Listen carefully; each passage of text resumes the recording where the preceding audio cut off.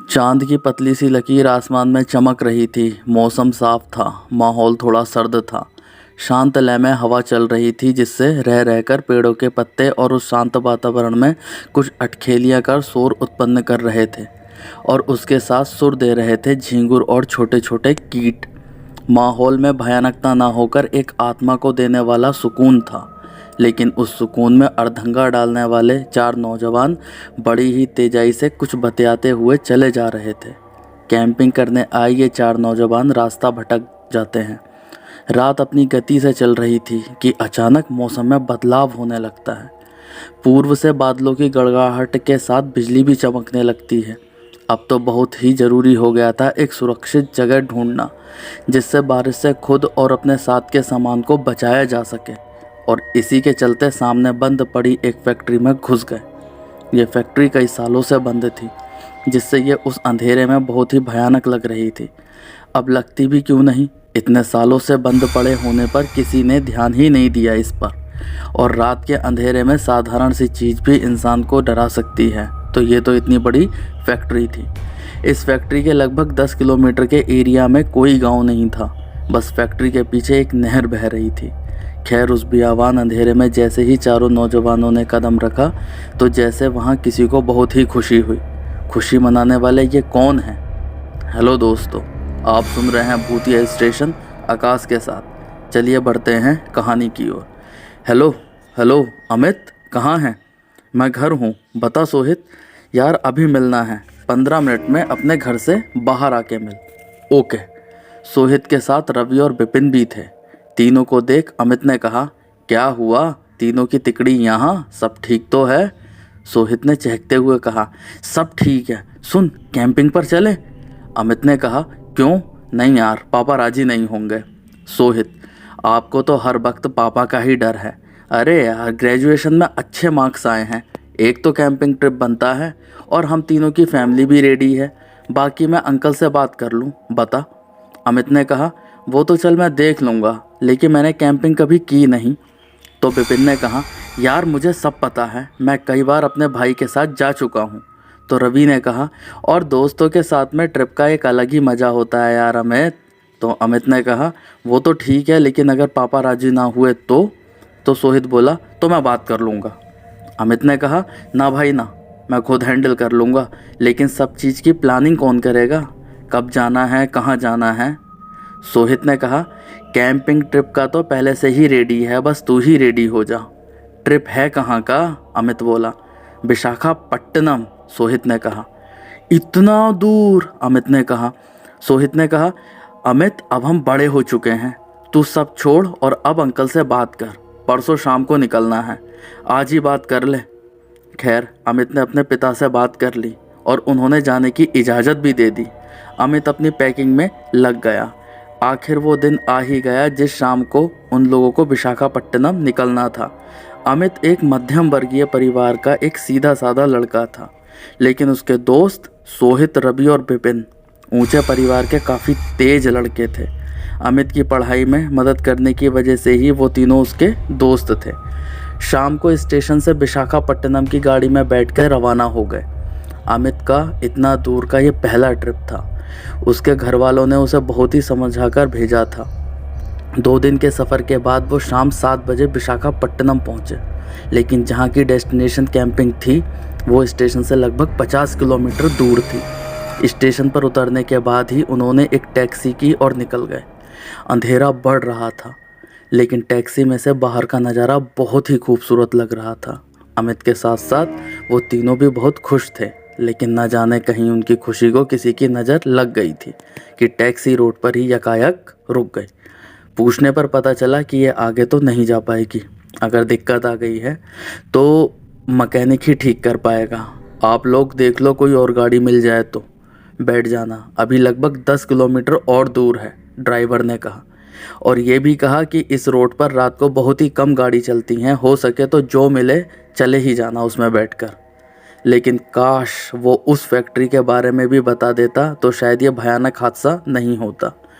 1 घंटा इंतज़ार करने के बाद विपिन ने कहा, यार कब तक इंतज़ार करेंगे, क्यों ना पैदल ही चलते हैं, शायद कुछ आगे मिल जाए और थोड़ा रास्ता भी कट जाएगा।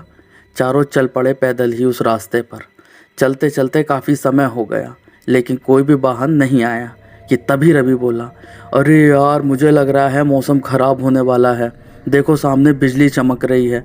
अब क्या करें, बारिश आ गई तो हम तो भीगेंगे ही, लेकिन सामान भीग गया तो बस हो गया काम।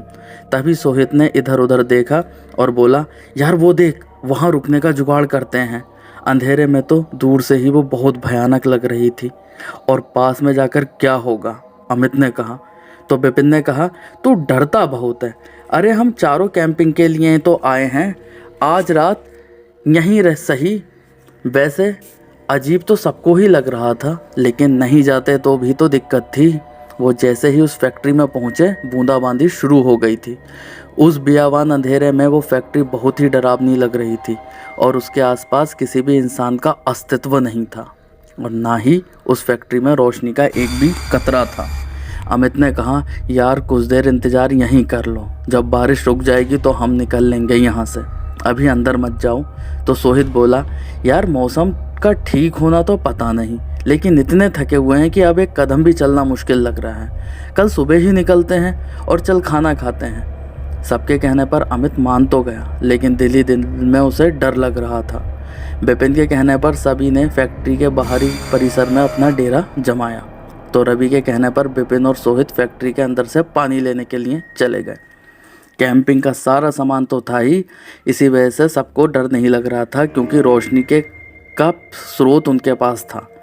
अभी अमित और रवि ही खड़े थे। पूरे परिसर में एक अजीब सी हलचल हो रही थी वहाँ की हवा में, कि अचानक चमगादड़ों के झुंड के शोर से वो दोनों डर गए कि विपिन और सोहित रवि और अमित पर हंसने लगे और बोले, यार अमित तू तो है ही डरपोक, लेकिन रवि अब तू भी।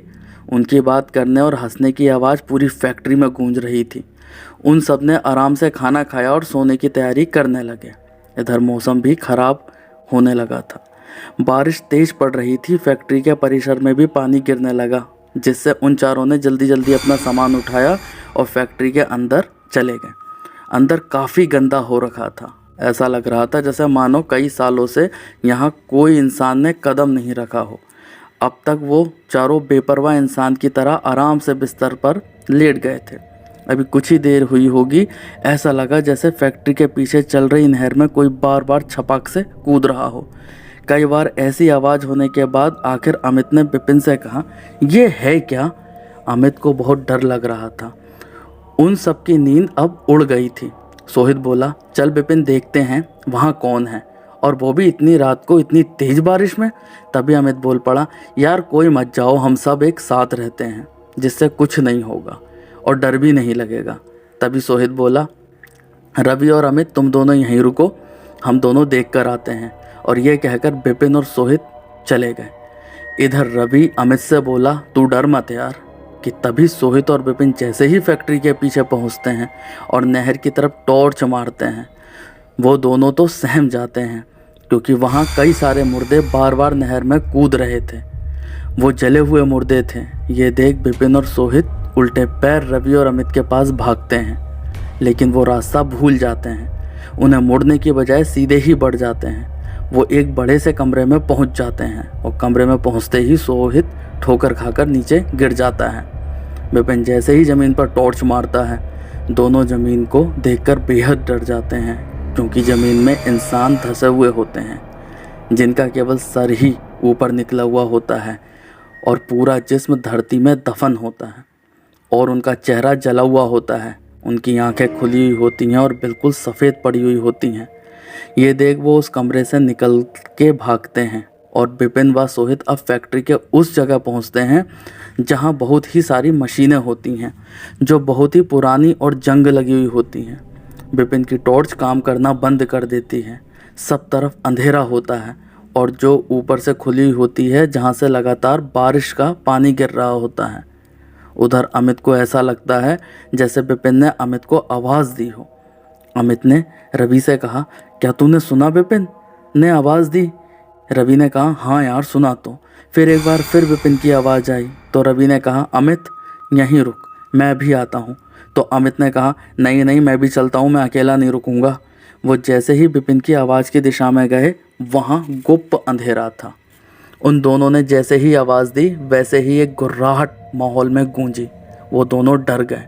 वो दोनों पीछे भागना चाहते थे लेकिन रवि का पैर किसी ने पकड़ लिया। अमित ने टॉर्च को जब रवि के पैर की तरफ किया तो वो देखकर सन्न रह गया। उस जगह भी काफ़ी लोग जो मुर्दा थे ज़मीन में धंसे हुए थे।